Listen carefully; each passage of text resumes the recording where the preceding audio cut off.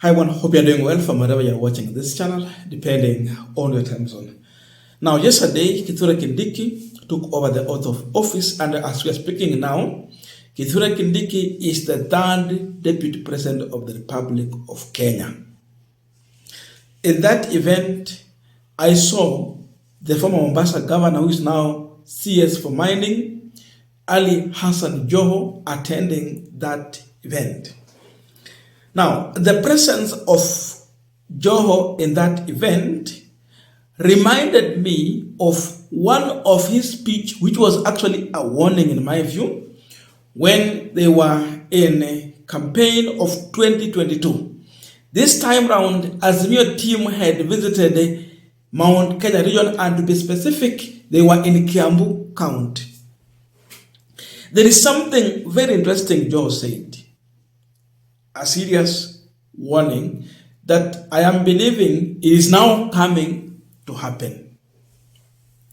Joho was very clear that William Ruto is planning to be a lifetime president. And how is he executing the plan? He went on to use the example of the late President Daniel Toroitich Arap Moi, who took over power actually from Jomo Kenyatta, who died in the office. How long did Moi rule this country? 24 years. So he told them that if William Ruto will take over power, he will rule for 50 years. Zile za Moi multiplied by 2. So for people of Mount Kenya region to see power again, they will wait for 50 years after Ruto's rule. And how is he executing this? He cleverly went on to pick Rigathi Gachagwa as his running mate, knowing that Rigathi Gachagwa kwa maneno ya Joho ni mhalifu. I don't want to put it in English. Mhalifu ukisema in English. Wacha ibaki tu bila yeye amesema hivyo.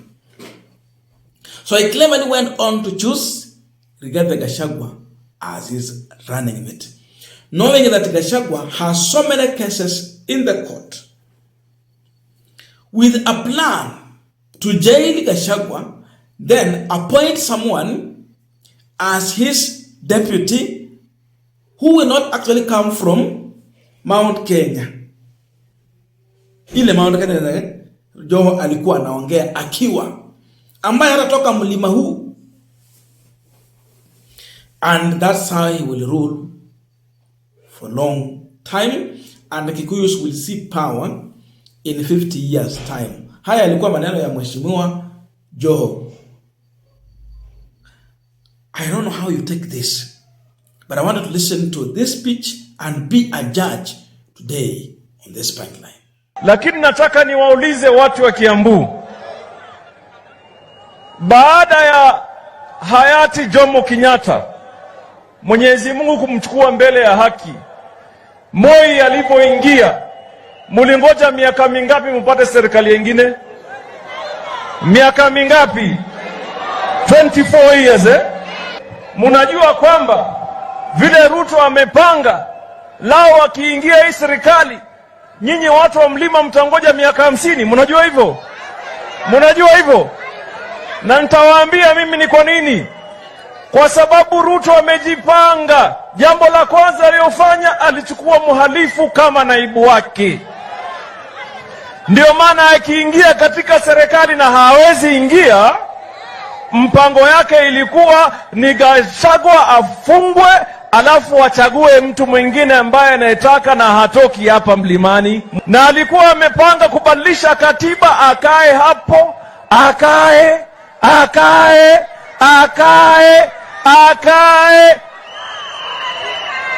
Ni mungekubali hiyo? Now, if you ask me to explain the warning or statement from Joho to the people of Mount Kenya region in one sentence, I can conclude and tell you that Joho is saying that, actually he said that William Ruto is the living and breathing Moi of our times. That was a warning. But now, no one from Mount Kenya would listen to this statement. Majority voted for William Ruto blindly, but we had people who voted otherwise, close to 1 million plus. In fact, it was 1 million plus. Majority voted for Ruto, but we had a good size that voted for Raila Odinga. That was a plus because Raila had never got such huge support there. So, how true is this statement? That is the question on this punchline. Before we answer this, just a quick request for those who are watching and you have not yet subscribed, please consider subscribing. To our returning subscribers, I must say thank you so much. And again, to all our viewers, please give this video a thumbs up. Thank you so much. And just a humble request again. I've been running a program here on this punchline, trying to raise fund in order to help a church to do the roofing of the newly constructed church building. I was there to help them after I discovered they had stacked when they were constructing this building. Walijenga wakafika kwa mahali karibu kuna jengwa lindo na hawakuweka lindo. So the building was at risk. I helped them to fix the beams, and now the remaining thing is now to roof the church. I also went on one more step further to buy them all the frames required by the contractor, 150 pieces that they need to fix. Then they put the iron sheets on top. Hiyo itakuwa imemaliza kazi. So the biggest problem that they're remaining with is how to get the iron sheets. 75 iron sheets. So my own grandmother, who is also a member of this church, she asked me, so uongee na wale marafiki wako watusaidie, because she know what we normally do here. Nikamwambia, okay, you come and lay your case here, so that now my friends will listen to this, and if they're in a position to help, they will do so. So I want to listen to her shortly, then we are going to continue with this discussion. I'll also give you the number if you're in a position to help, so that you can send in your contribution.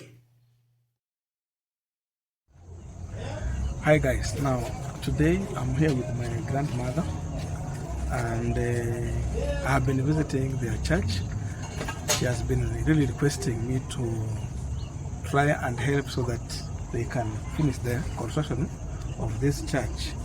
Kuna vile wamekwama. So leo nikasema nitakuja nimwambia ongea na nyinyi, ili na nyinyi pia msikie kama mnaweza guzwa, pia mwasaidie ili waweze kuweka roofing kwa hii kanisa.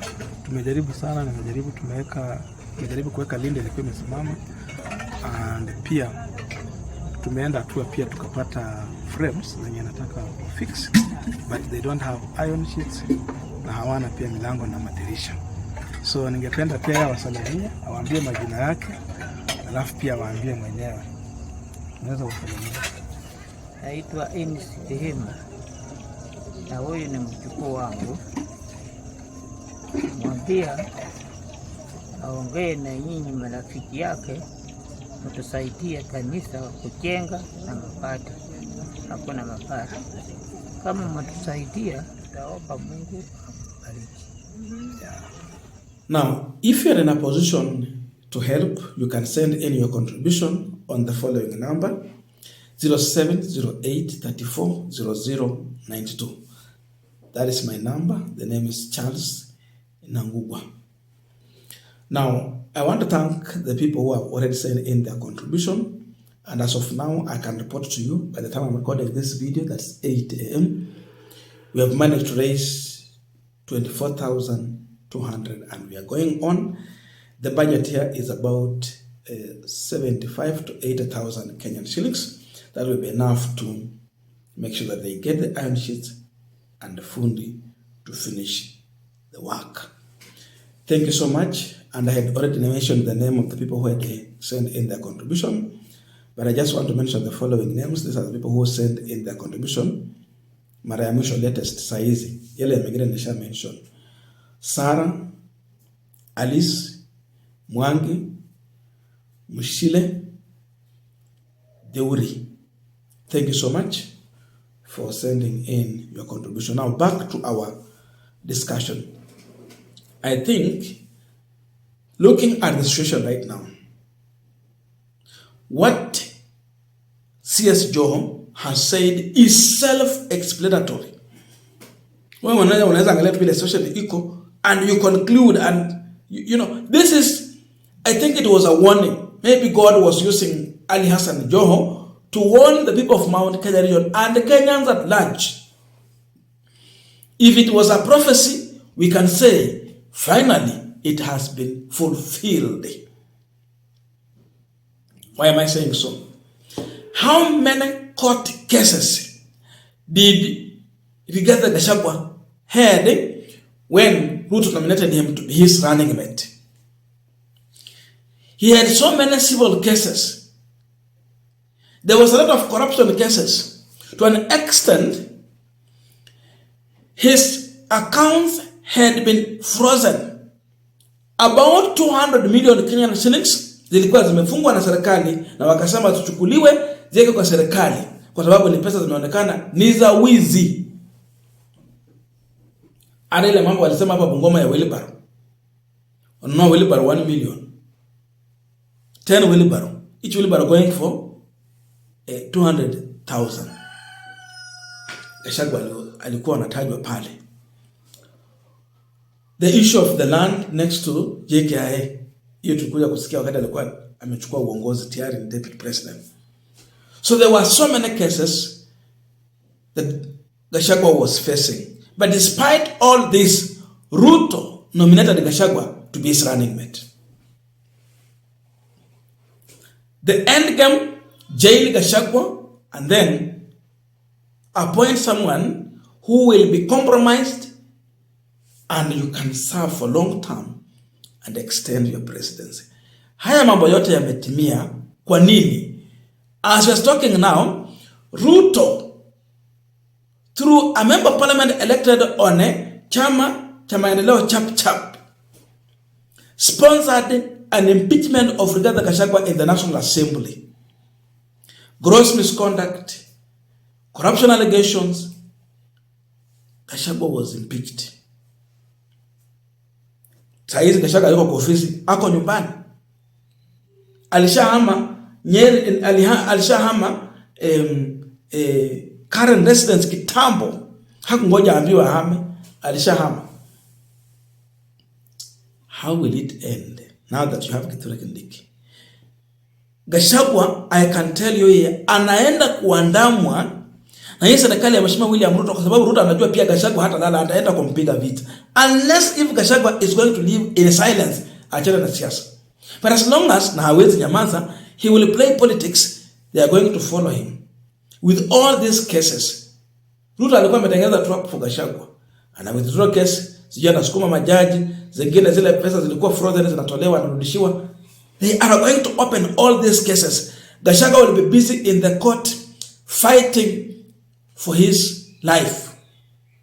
He will have no time for politics. They can even go to an action of jailing Gachagwa. So Joho was right on this. It is happening.